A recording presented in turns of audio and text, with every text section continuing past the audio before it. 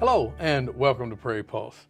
As our guest today, becoming a springtime guest as for the past few years, the Director of Tourism for North Dakota, Sarah Ottie-Coleman. Sarah, thanks so much for joining us today. Well, as we get started, for folks that may not know, tell them a little bit about yourself and your background. Well, I've been with the tourism division for a little over 14 years. Prior to that, I was in marketing at the Bismarck-Mandan level, destination marketing in Bismarck-Mandan. So actually this July will be my 30th year marketing North Dakota. So I kind of feel like an old lady when I say that. Yeah, congratulations with that. So how did you get into tourism? You know, I always loved North Dakota. You know, when you travel and when you were, I just loved, and I loved advertising and marketing and communicating and influencing, and it was just kind of a natural evolution. I started in right out of college, a few other marketing positions, and then I had an opportunity to get into convention sales, which is how I started my career. So I traveled all over the country and even the world, bringing events and conventions to Bismarck-Mandan, and then it just kind of built from there. Mm-hmm.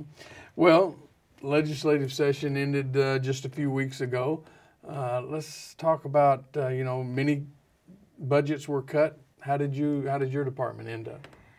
Well, this was a tough session. Everyone, I think, just sighs when we talk about the session. Very difficult decisions. You know, unfortunately, the cuts were so dramatic that there just really wasn't a lot of time to look at specific strategies and revenue generation, you know, like I think a lot of legislators and would have liked to. So we took a pretty significant cut because we had a number of one-time appropriations in our budget. It meant that if you consider the one-time and the ongoing, we had about an 18% cut, which will be over about $2.5 million, which, when we're the lowest in the, one of the lowest in the country and by far the lowest in the region, is going to make it a challenging year for us. We know we're going to have to be really smart with all the marketing decisions we make. We've been evaluating everything since really last fall. Almost a year ago, we've been really looking at everything, in terms of the return on investment that we're getting, and are there efficiencies, are there ways to collaborate, to partner? Really trying to get smarter with all of the dashboards and metrics that we review to deliver a strong return on investment and continue to build even with smaller resources. Yeah, this sounds like an answer of a lot of departments for this year. But will it affect any certain sites? Would you have to close down anything, or will you just kind of cut back on certain things and still try to maintain what you can? We don't actually manage any sites, so we just do the marketing, but our partner agencies, the State Historical Society and North Dakota Parks and Rec, did lose staffing. So their seasonal staffs and whatnot will have to be trimmed down, and they're going to have to figure out how to manage with the resources that we have. At some points early in the session, it was really scary because some of the cuts that they were asking for would have meant the closure of a number of both parks and historic sites, and shortening seasons, less interpretation, all of those things that make the visitor experience more rich. Yeah, we'll talk about that some. So do you think North Dakota's, I guess what I'll call somewhat sluggish economy right now, will impact tourism this summer? We're very optimistic for the year. We are a good buy now. Our hotel rooms are very affordable. We've got all these brand new hotel rooms throughout the state.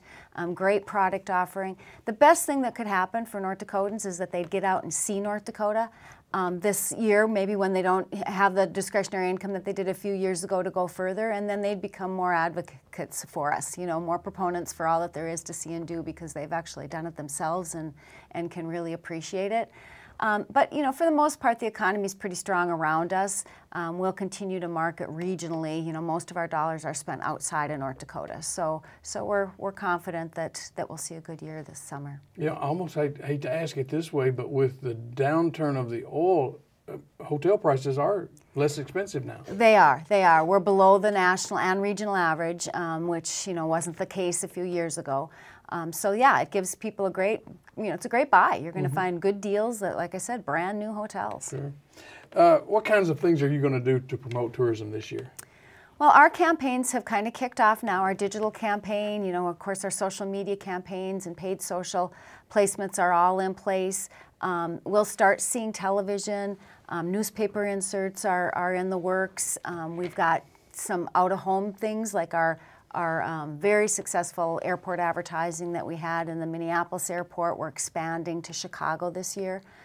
We saw significant results in Chicago, and we didn't have the money to go in as big a way as I would have liked to last year, but it was by far a good investment, and really we're able to get aware households in those markets were significant. So we're going to continue to try and focus efforts there. Our team's just really creative in trying to figure out new ways to engage people and involve them through different programs and promotions. One of them is going on right now, and it's kind of a little Explore ND, it's called, and you kind of go on you'll see teasers on social media, and then you go on our website and find answers, and we've had great engagement, and it's driving a lot of traffic to our website. So creative combined with what's tried and true and what we know delivers results. Mm-hmm. We talked about motels. Do you actually follow the motel bookings and advanced bookings and like that? We don't get, we have some metrics, but not complete on advanced bookings. Of course, the hoteliers will tell us where those are at, and we get some reports on that. So, I would say that we're a little early yet to see where peak season is, because people don't plan that far in advance. They're planning, but they're not booking that far in advance. But we definitely look at occupancy rates and have some significant goals to keep improving those. Mm-hmm. Josh Duhamel's involvement you had with it, I mean, has that been successful? Absolutely. We had over 1 billion impressions last year when we launched that campaign. That's something we never would have been able to obtain without his involvement and him leveraging his existing fan base. So no, we continued that through last year. We added some additional components. We both share a love of the Vikings, and so we partnered up and did a Vikings promotion in US Bank Stadium, which was extremely successful, drew a lot of new people to our website and requesting more information. The return on investment for that campaign, for every $1 we spent, we got almost $6 back. That's in taxes. So for every state tax dollar I spent, we got $5.90 back in state and local taxes paid based on that campaign. And for every $1, we got over $100 back in visitor spending. So definitely a great return on investment, and he's just such a natural lover of the state, a natural advocate. So it was just a real good partnership, and we hope to continue it. Yeah. Well, you're the director of tourism. So I guess and as you said, you don't manage sites. So give us a definition of what your department, what you oversee and what you really do. We're really the chief marketing officer office for the state. We're the ones who kind of create the image and get the pretty pictures out there so that people know what to expect when they come to North Dakota. And the benefits or the importance of marketing the state goes well beyond the visitor. Our primary goal is to attract non-resident visitors and their dollars to the state. So in terms of sheer economic development, our last study was from 2015. It showed that we had 22 million visitor trips, and they spent $3.1 billion in the state. Across all 53 counties, and that's the beauty of marketing the tourism assets, is that we're not necessarily a state. Even some of our partner states that we work with, they've got 1 or 2 primary attractions that really draw the people in. What we have is just a statewide variety of offerings, everything from national parks to 14 state parks and over 50 state historic sites, and the most wildlife refuges of any other state. So we just have a broad offering, so it benefits everybody. So our job is really to package all that, to try and show people how they can experience it, to market our cities, our communities, our outdoor recreation to all of the potential visitors. And then as a result of that, we improve the awareness of the state. And it really helps all efforts. There's some research that shows that it not only helps draw visitors, but it helps attract future residents, business owners, college students. It just creates that visual, because people just aren't aware of North Dakota. And you said 3.1 billion. Billion with the B, yeah. Yes. How many employees do you have accomplishing that mission? There's about 42,000 folks that work in travel and tourism here in North Dakota. Okay. So that's a few. And we could use some more. Really? There's some definite shortages, and especially How many are seasonal. working in your department? We have 12 that work in our department. So just 12 to support all those. Yeah. Okay.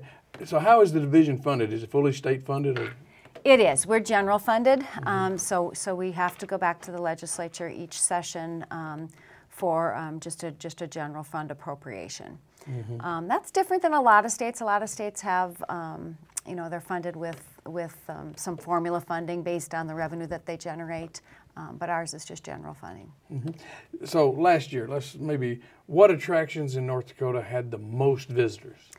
Well, Theodore Roosevelt National Park continues to be our #1 attraction. Yep, and they had a phenomenal year last year.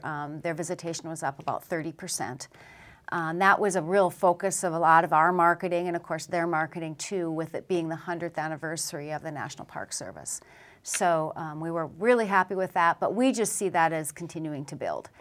We know that people love the national parks, and a lot of the national parks in the region are really overcrowded in some ways. And so that's the beauty of Theodore Roosevelt National Park, is that you can really kind of experience that recreation without the crowds and without the lines, without the waits to get in the park. So we'll continue to see that. State parks did well. A lot of our major events did really well throughout last year as well. Are you any part of the Theodore Roosevelt Library that's being talked about and being located? We're not a direct part of that. Of course, we're excited about it. It's another reason to kind of set us apart. People love Theodore Roosevelt, and his legacy lives, and it's definitely part of who we are here in North Dakota and what we have to offer. Yeah. Well, let's turn to some of your volunteers and workers who staff some of the sites, like at Fort Abercrombie or the Custer House. Where do you find people like this, and what do they really do?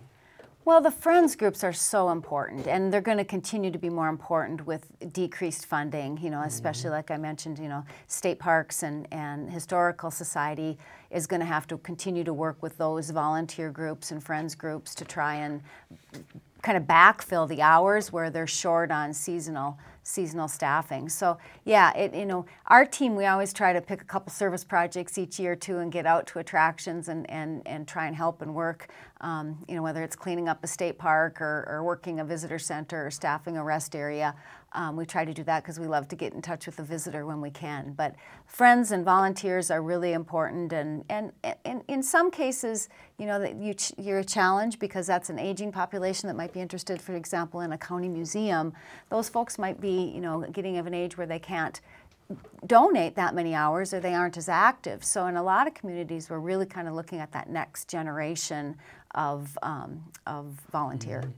Well, these may be some of the same people. Can you talk about, the value of having historical interpreters at the sites? And of course, how do you find them? Do they come to you? Do you seek them, or what? Yeah, well, the State Historical Society hires, interpreters that are very well trained, and we're really lucky. We have great resources here, and people that are just have a great knowledge and a thirst for wanting to know all the history and the intimate details of an area. But that's so important because people really want to know the background and the story. They don't necessarily, you've always got some casual visitors who are just going to read the short version. But in a lot of cases, when we're attracting people from further away, they want to know the whole story and how it all fits together. So it's really important to have those authentic, excited, enthusiastic people at the sites. But are you worried that some of those people they're not coming up and you're going to be able to replace them or not? Or do you think that they will come up? I think I was almost more worried a couple years ago. I've just met some really great young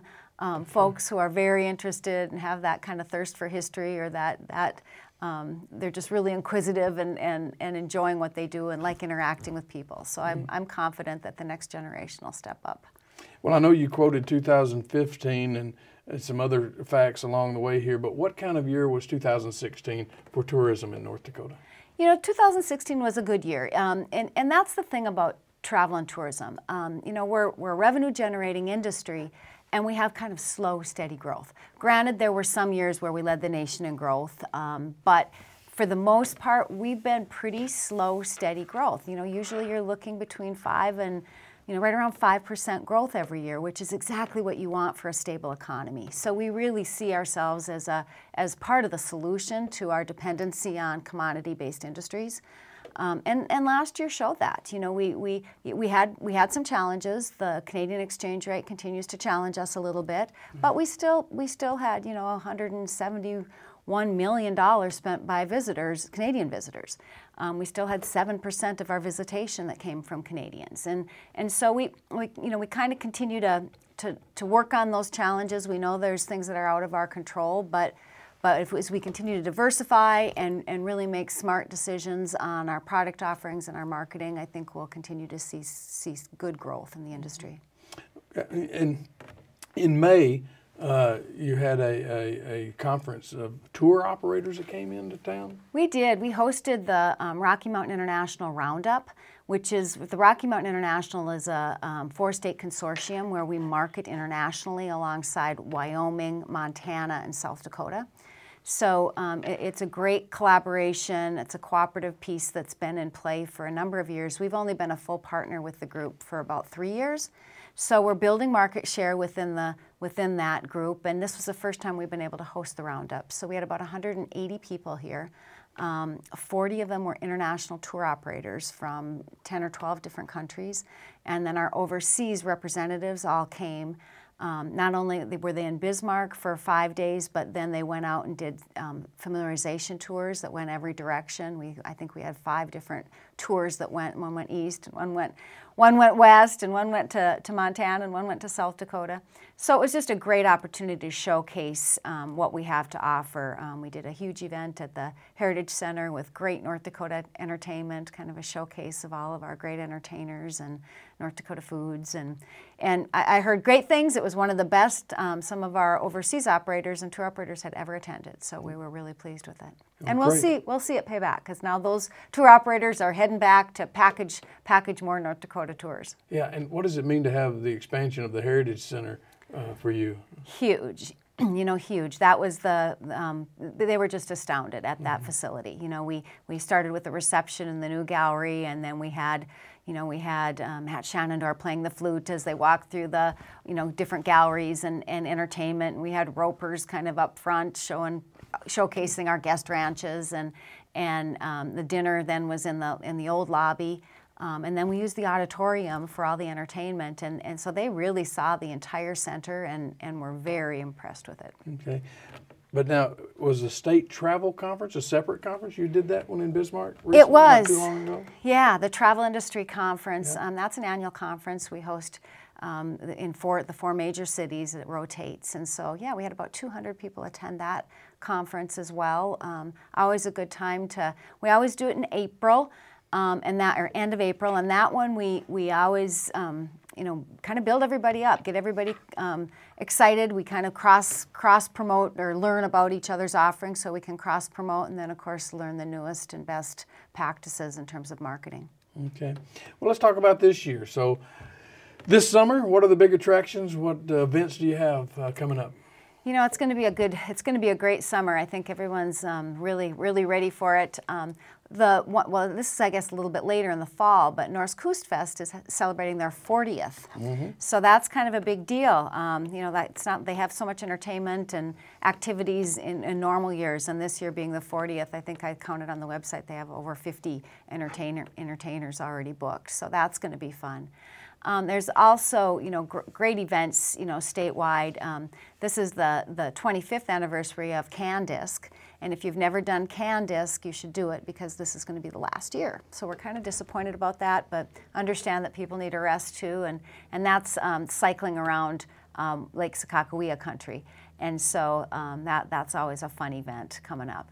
We also have a number of new offerings statewide. A number of the state parks have yurts. If you don't have a camper or an RV and you want to experience one of the state parks, you might want to check out those that are offering the new yurts. And then there's 2 state parks that have brand new visitor centers. So Fort Ransom in southeastern North Dakota, and then Graham's Island on Devil's Lake, both have brand new visitor centers that people want to check out. Wineries, we have, and breweries are popping up everywhere. There's a couple new wineries that are opening up. One of them, it's called Rookie Rock Winery. Sorry about that. South, not too far from Fargo, just off the interstate. And then Fluffy Fields, beautiful new winery out by Dickinson. If you haven't been there, but that one you can just stop in for lunch because they do full meal service. It's they have a really good experience. You can buy wine and have a meal and enjoy the setting out there. So those are kind of popping up all over. Yeah, but otherwise, just a lot of events. You know, if you've got a free weekend, just go on the website and take a look at what's all happening statewide during that time. Now, yurts, you need to go back and tell us what a yurt is. A yurt is a rounded kind of a tent-like structure, only it's got a hard frame. Some of the new ones at Fort Ransom actually have, full plumbing and kitchens in them, lofts that the kids can sleep in. So it's kind of like a glamorized camping. Okay. Camping, it makes me think, what about hunters from out of state coming in? Does that impact tourism? Absolutely, yeah. Yeah, we see strong numbers. Hunting and fishing really does help our fall and spring seasons. This spring the bite's been really strong here on the Missouri. We've got a big fishing tournament at Lake Sakakawea this next weekend. Hunting's the same way. The season is really some communities are really dependent on that as their kind of main tourism revenue generation. So it's important. Mm-hmm. Can you talk about some of maybe the lesser known sites, destinations that you like and other viewers may be interested in? Well, one of them, there's the Peggy Lee Museum down. It's called the Midway Continental Railroad, which actually is a Peggy Lee Museum as well, in Wimbledon. So this is their 5th year that they'll be opened, and that's a really fun little museum. It interprets kind of that era, and her father was with the railway, so that's kind of the connection out there. So that's a fun attraction. Sargent County just added another building to their museum in Foreman.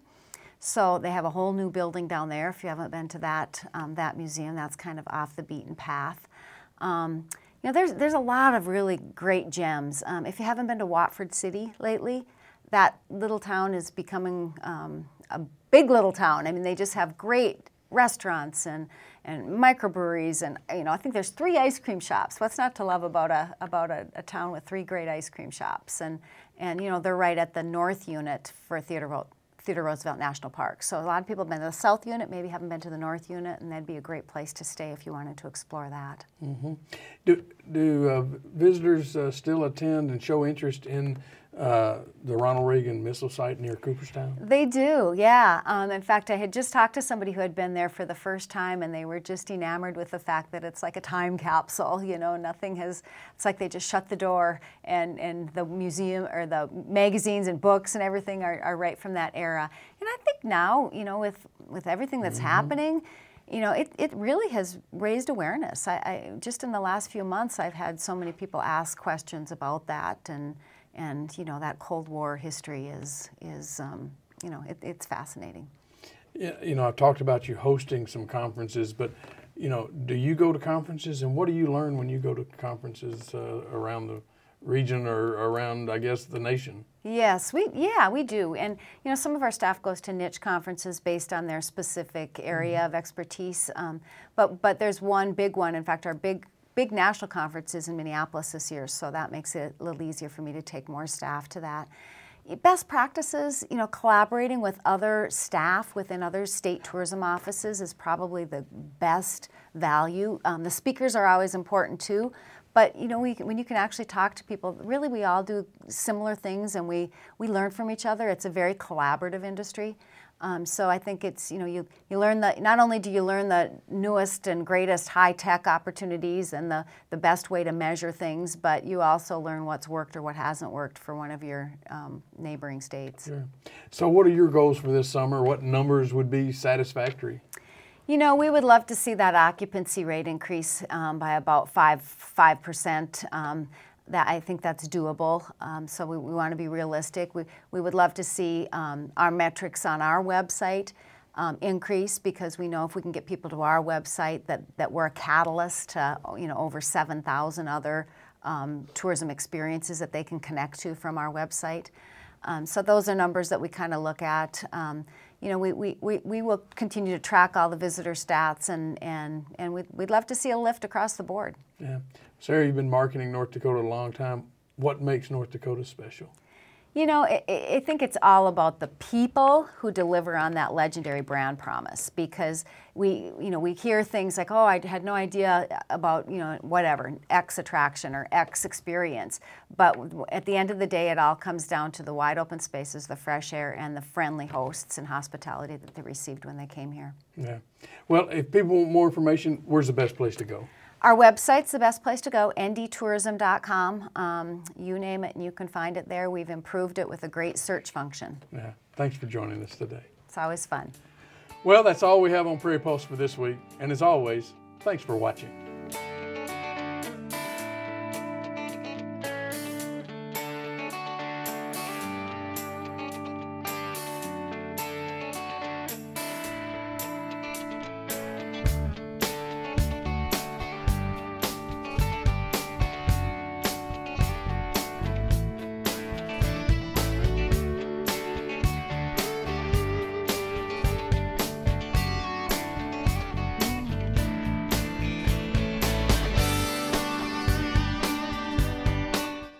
Funding provided by the members of Prairie Public.